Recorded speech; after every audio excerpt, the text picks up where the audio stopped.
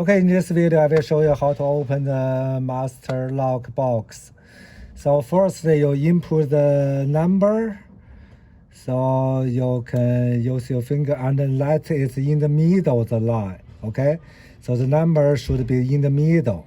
Okay, after that, you just hold it, the small black thing, hold it, and you can use your finger to open it.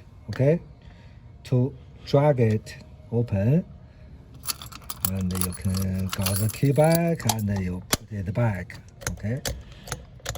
Okay, so it's locked. So when it's locked, you cannot switch it to the button. Okay, so when you input the correct key, you can see if you put the correct key here, so this black thing can push to the button. Okay, so that's it. 뚱뚱.